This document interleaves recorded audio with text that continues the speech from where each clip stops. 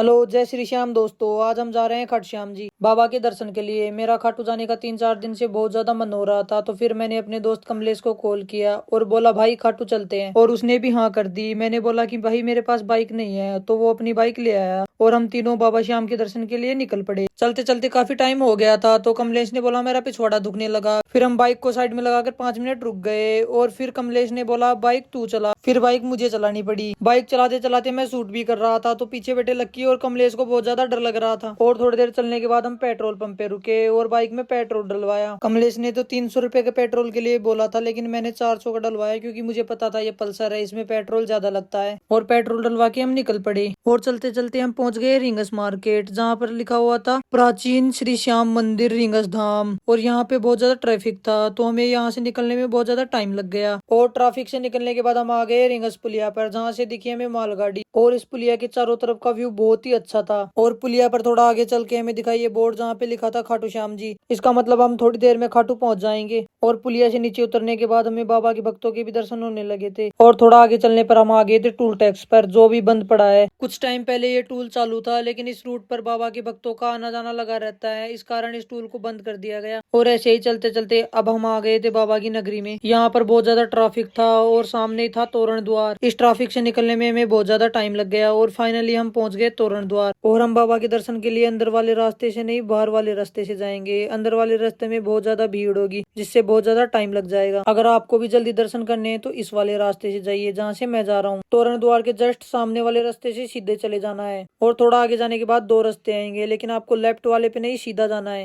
और फिर थोड़ा आगे चलोगे तो 2 रास्ते आएंगे, लेकिन आपको लेफ्ट वाले पे जाना है। और ये वो जगह है जहाँ खाटू का पूरा कचरा डाला जाता है। और थोड़ा सा आगे आने के बाद आपको ये वाला रास्ता दिखेगा, आपको इसी पे आना है। और ये खाटू की वो जगह है जहाँ पे मूर्तियां बनाई जाती है। और थोड़ा सा आगे चलने के बाद हम मंदिर के पास पहुंच जाते हैं। और ये वो जगह है जहाँ हम अपनी बाइक को पार्क करेंगे। बाइक पार्क करके हाथ मुंह धोया और भैया से प्रसाद लिया। प्रसाद लेके सीधा हम आ गए मंदिर के गेट पर, जहाँ पे बहुत ज्यादा भीड़ थी, लेकिन हम इस वाली लाइन से जा रहे थे जिसमें कोई भी नहीं था।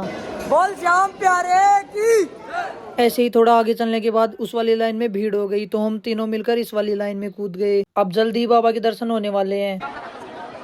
और फाइनली बाबा के दर्शन हो गए। आप भी दर्शन कर लो और कमेंट में जय श्री श्याम जरूर लिखना। बोलो जय श्री श्याम। बाबा के दर्शन के बाद हम सीधा बाहर आ गए। बाहर आने के बाद इधर उधर घूमने लगे। थोड़ी देर मेले में घूमने के बाद मैंने कमलेश को बोला अब चलते हैं। चलते चलते हम बाइक के पास में आ गए। फिर कमलेश ने बोला कि इतनी जल्दी जाके क्या करेंगे। फिर हम वापस मेले में घूमने गए और घूमते घूमते मिला हमें ये बच्चा, जिसका नाम था शिवम, जो अपने परिवार से बिछड़ गया था। और ये बच्चा बहुत ज्यादा डरा हुआ था, जिसके कारण ये रो भी रहा था। फिर हम तीनों मिलकर इसे मंदिर के बाहर वाले गेट पे लेके आए और वहां से अनाउंसमेंट करवाई। और अनाउंसमेंट करवाने के बाद उसके परिवार वाले आए और उसे ले गए। और फिर हम भी निकल पड़े घर की तरफ। और चलते चलते हमें दिखा रास्ते में प्लेन वाला रेस्टोरेंट। फिर क्या था, हम भी आ गए प्लेन उड़ाने के लिए। और अंदर आने के बाद पता चला एंट्री टिकट भी लेनी पड़ती है, जिसका प्राइस 150 रुपए है। तो मैंने 150 रुपए फोन पे किए। फिर उन्होंने बोला एक टिकट 150 की है, मतलब 3 टिकट 450 की हो गई। ये बात सुन के मेरी फटके 64 हो गई। क्या बोला तूने? फिर इन्होंने बोला 450 में से 300 रुपए खाने में ऑफ हो जाएंगे, मतलब एक टिकट 50 रुपए की पड़ी। तब जाके मेरे दिल को तसल्ली मिली। और अब मैं आपको दिखाता हूँ एरोप्लेन पास से कैसी दिखती है। ये देखो इसका टायर कितना बड़ा है और इसका इंजन अंदर से कुछ इस प्रकार दिखता है। थोड़ा सा इधर उधर घूम के हम चल दिए अंदर की तरफ। अंदर जाते ही मैंने देखा सब लोग एरोप्लेन उड़ाने में लगे हुए हैं। मैंने बोला थोड़ा संभल के उड़ाना, कहीं प्लेन क्रैश ना हो जाए। और जब तक ये प्लेन उड़ा रहे हैं, आप अंदर से देखो ये दिखने में कितना अच्छा है। और ये दिखने में जितना अच्छा है उससे ज्यादा महंगा है। फिर हमने मेन्यू में देखकर पिज्जा ऑर्डर किया, पर इन्होंने मना कर दिया, पिज्जा हमारे पास अवेलेबल नहीं है, अभी लंच टाइम है तो लंच मिलेगा। पर मैंने बोला हमें तो पिज्जा ही खाना है। थोड़ी जिद बहस करने के बाद मैं और कमलेश मैनेजर के पास गए। मैनेजर ने स्टाफ के पास कॉल करके बोला इन्हें पिज्जा अवेलेबल करवाओ। और फिर हम वापस प्लेन में आ गए। और जब तक हमारा पिज्जा आता है तो हम थोड़ी मौज मस्ती कर लेते हैं। आराम से चला, ठुक ना सामान तो देख लीजिए। अतरा पैसा कौन सी दूसरी खरीद लिया। कड़े पड़ी जाए सामान, ध्यान रख दे, टक नहीं जाए सामान। चाय बाद में पियाना।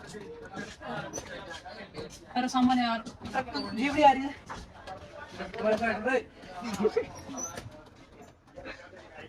ऐसे ही थोड़ी बकवास करने के बाद हम वापस अपनी टेबल पे आ गए थे और थोड़ा इंतजार करने के बाद हमारा पिज्जा आ गया था, जो दिखने में कुछ इस तरह का है। और ये देखो लक्की पिज्जा को किस तरह तोड़ रहा है, ऐसा लग रहा है जैसे पहली बार पिज्जा खा रहा हूँ। लेकिन कमलेश ने तो पहली बार पिज्जा खाया है, इससे पहले कभी नहीं खाया। पिज्जा खाने के बाद बिल आ गया था, बिल पेमेंट करके हम सीधा निकल पड़े अपने घर की तरफ। थोड़ी देर बाइक चलाने के बाद कमलेश के पास कॉल आ गया और फिर हमने बाइक रोकी और कमलेश बात करने के लिए साइड में चला गया। तू मेरे से प्यार करती है या नहीं करती, ये बता दे तू बस। थोड़ी देर बात करने के बाद हम यहाँ से निकल गए और चलते चलते काफी देर हो गई थी और हमें प्यास भी लग रही थी। तो पानी पीने के लिए हम पेट्रोल पंप पे रुके और पानी पिया। पानी पी के मैंने कमलेश से बोला भाई कब तू चला। और काफी देर चलने के बाद हम किशोरपुरा पहुंचे, जहाँ से हमारे घर की दूरी 4 किलोमीटर है और थोड़ी देर में हम अपने घर भी पहुंच जाएंगे। बस यही था आज के व्लॉग में। व्लॉग अच्छा लगा हो तो व्लॉग को कर दीजिए लाइक, चैनल पे नए हो तो चैनल को कर दीजिए सब्सक्राइब। मिलते हैं नेक्स्ट वीडियो में, तब तक के लिए जय श्री श्याम।